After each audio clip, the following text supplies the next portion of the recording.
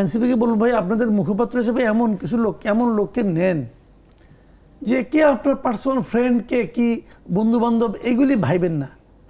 এমন কাউকে নেন যাকে নিয়ে মানুষ কোনো কথা বলতে পারবে না অন্ততপক্ষে। এনসিপিতে কারা যোগ দিচ্ছেন এটা তো তাদের এমনিতেই দেখে নেওয়ার কথা। সার্চ কমিটি মানে কি তারা খুঁজে খুঁজে লোক নিয়ে আসবেন? এটা একটা ব্যাপার বুঝতে পারি না। আরেকটা হচ্ছে আসিফ মাহমুদ সজীব ভুঁইয়া, উনি উপদেষ্টা ছিলেন, উনি নিজেকে ঢাকা দক্ষিণের মেয়র পদে প্রতিদ্বন্দ্বী হিসেবে এরই মধ্যে ঘোষণা করে দিয়েছেন।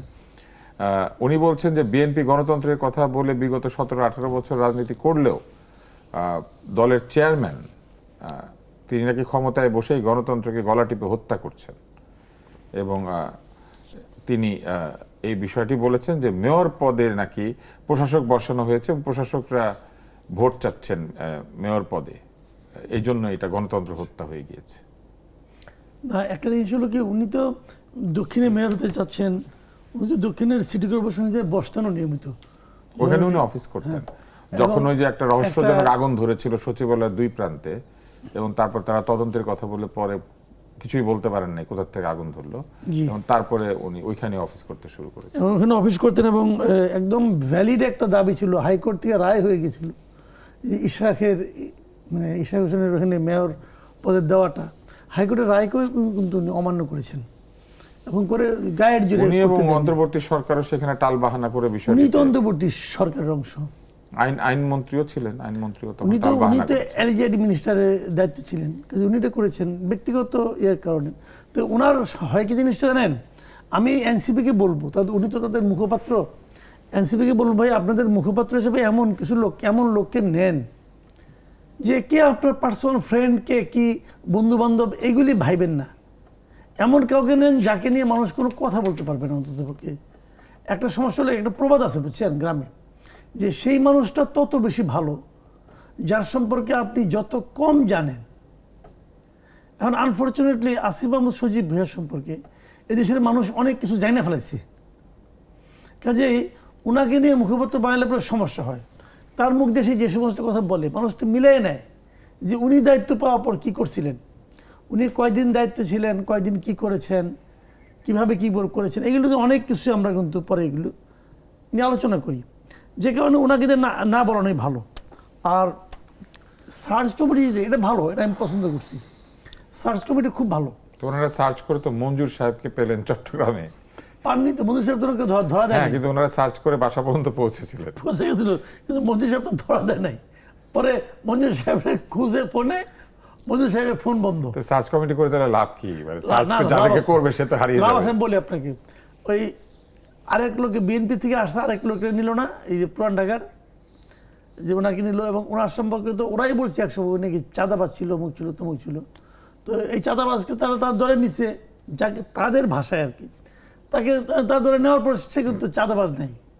সে এখন হয়তো এটা নিয়ে আলোচনা হচ্ছে, অনেকে বলছে যে 2 দিন আগে যে চাঁদাবাজ ছিল সে হঠাৎ করে কীভাবে মসজিদের ইমাম হয়ে গেল বুঝতে পারলাম না। তো এই ধরনের আলোচনা কিন্তু পরে হচ্ছিল। হয়তোবা এই সমস্ত আলোচনার থেকে বাঁচার জন্য তারা ভাবতেছে যে এখন আমরা এমন লোককে নেব যাকে নিয়ে আমাদের মানে এই ধরনের কোনো আপত্তি না উঠবে অথবা কোনো বিতর্ক না জন্মাবে। এটা ভালো, আমি কিন্তু এটা পছন্দ করছি। এই সার্চ কমিটি সব দলেই থাকা উচিত, যে আপনারা দেখে শুনে নেন, কোনো সমস্যা নাই। কিন্তু কথা হলো অলরেডি যারা আছে তাদের ব্যাপারে কোনো সার্চ ইঞ্জিন চালু হবে কি না, এটা হলো আমার মূল বক্তব্য। ওনাদের মধ্যে যারা আছে, এরই মধ্যে তো আসিফ মাহমুদ সজীব ভুঁইয়ার সম্পর্কিত একটা কথা প্রায় বলা হয়, বিভিন্ন মিডিয়াতে অনেকে বলেন যে আসিফ সজীব ভুঁইয়া সারা দুনিয়ার মধ্যে একটা রেকর্ড করছে। সেই রেকর্ডটা হলো এত কম বয়সে এত দুর্নীতি এই পৃথিবীর কেউ আর করতে পারে নাই যেটা উনি করছেন। এই ধরনের কথা কিন্তু বলা হয়, বিভিন্ন জন বলে টলে। তো এই সমস্ত কথা তো আমাদের শুনতে ভালো লাগে না। এই ইয়াং জেনারেশনের প্রতি আমাদের একটা প্রত্যাশা ছিল, তারা বিরাট কিছু করবে, তারা নতুন বন্দোবস্ত তৈরি করবে, কি জানি রাজনৈতিক নতুন বন্দোবস্ত করবে, কত কিছু করবে। তো সেগুলি নিয়ে তো আমরা আশাবাদী ছিলাম তাদের দিকে। এখন সেই আশাবাদগুলো যারা ভেঙে দিয়েছে তাদের ব্যাপারে একটু সার্চ করা দরকার, নাহলে কেমনে হয়।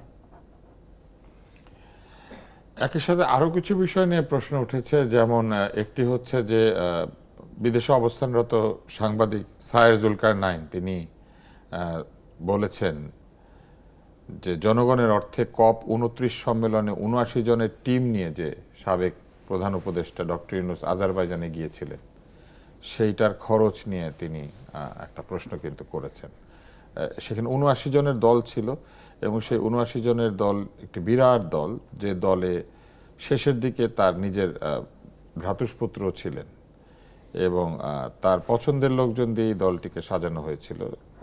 অনেকেই রয়েছেন যাদের গুরুত্ব হয়তো তিনি দিয়েছেন, যেমন এখানে নাম রয়েছে mister Sohanur Rahman Sohan, executive coordinator Youth Net global.